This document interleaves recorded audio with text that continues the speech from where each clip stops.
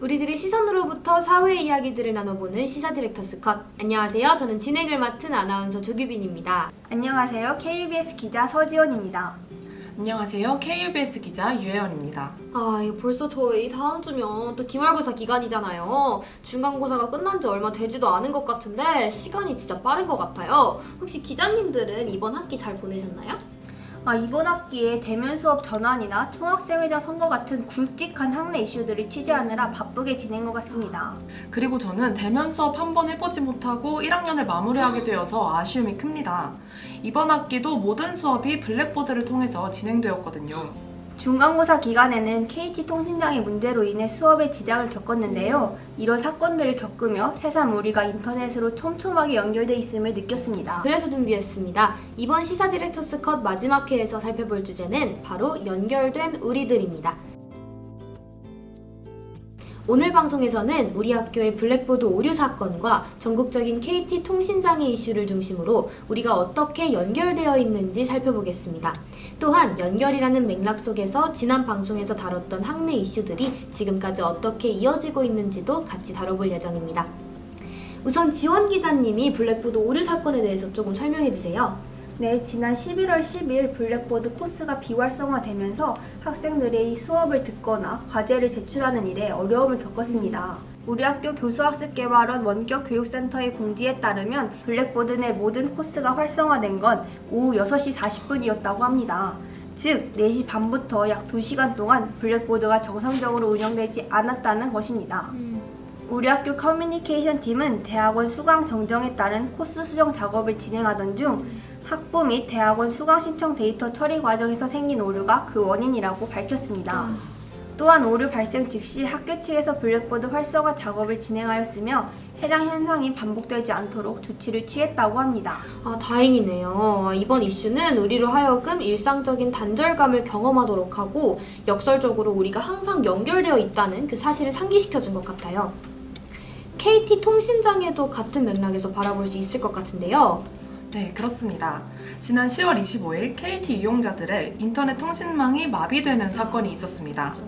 오전 11시 16분부터 약 85분간 지속됐고 전국적인 규모의 피해를 초래했다고 합니다. 특히 자영업자분들의 피해가 정말 심각했는데요.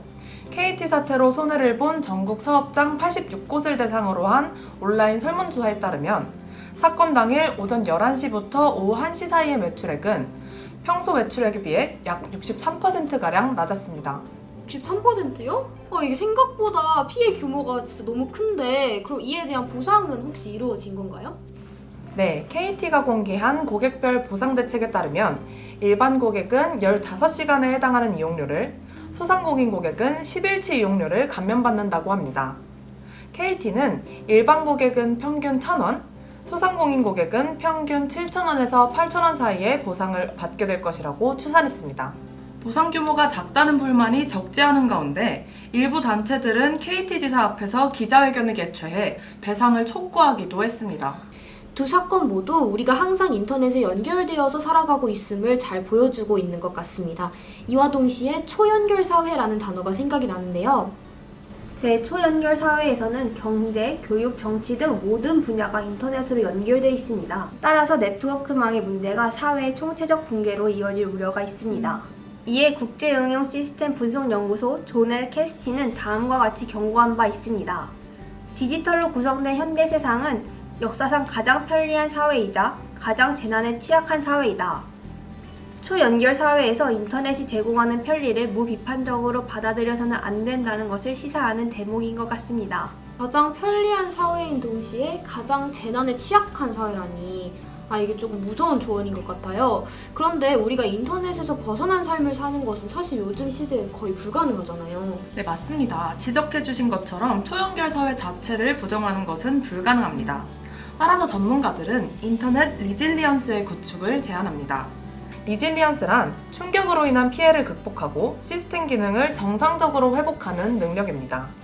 즉, 다양한 디지털 위협을 대비하고 그로부터 언제든 다시 일어설 수 있는 기반을 마련하자는 것이죠. 인터넷 리질리언스 구축이라니 이게 초연결 사회에서 전반적 재난에 대응하기 위한 현실적인 방안인 것 같네요. 다음 코너는 조금 특별한데요. 오늘이 또 시사 디렉터스 컷의 마지막 회차잖아요. 그래서 과거의 이슈를 다시 짚어보고 그것이 현재로 어떻게 연결되고 있는지 한번 같이 살펴보려고 합니다.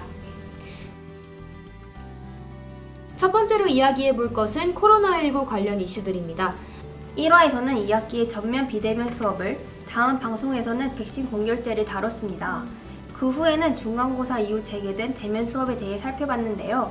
현재는 대면 수업이 진행 중인 것은 물론이고 폐쇄됐던 교내 건물들이 하나둘 운영을 재개하기 시작했습니다.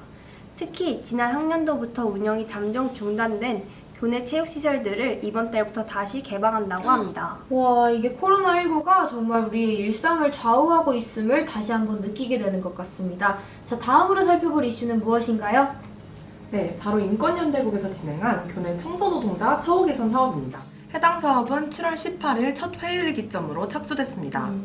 이후 9월 중순에 인권연대국은 교내 청소노동자 노동환경에 대한 기록물을 토대로 학교 측에 요구안을 제출했습니다. 학교 측에 해당 사업과 관련하여 협의회장을 마련할 것을 요구한 것인데요. 그런데 3달이 지나고 계절이 바뀌는 동안 학교 측은 어떠한 답변도 내놓고 있지 않습니다. 이후 인권연대국의 추가적인 대응은 없었습니다. 연말에 있을 교내 청소노동자 노조와 학교 측 간의 협상을 우려했기 때문입니다. 교내 청소노동자 처우 개선 사업을 추진했던 전 인권연대국장 김수민 씨는 요구안 및 언론사 보도를 이유로 학교 측에서 노동자분들께 불리한 협상안을 제시할 것이 염려된다고 말했습니다. 저희 마지막으로 다뤄볼 이슈는 무엇인가요? 제52대 총학생회장단 4차 재선거입니다. 이번 선거는 2019년 12월에 치러진 본선거를 포함해 5번째 선거였는데요. 지난 19일 공청회가 개최되고 22일부터 온라인 투표가 진행됐습니다. 투표 마지막 날인 24일 최종 투표율이 개표 가능 투표율인 33.3%를 달성하지 못해 중앙선거관리위원회에서 투표를 이틀 연장했으며 26일 개표를 시행했습니다. 그 결과 버팀돌 정후보 이규상, 부후보 이홍민의 당선이 확정됐습니다. 네, 이번 방송에서는 연결된 우리들에 대해서 이야기해보았습니다. 아쉽지만 이번 CD컷은 여기서 마무리하도록 하겠습니다. 저는 KUBS 아나운서 조규빈이었고요. 서지원, 유혜원 두 분의 기자님과 함께했습니다. 감사합니다.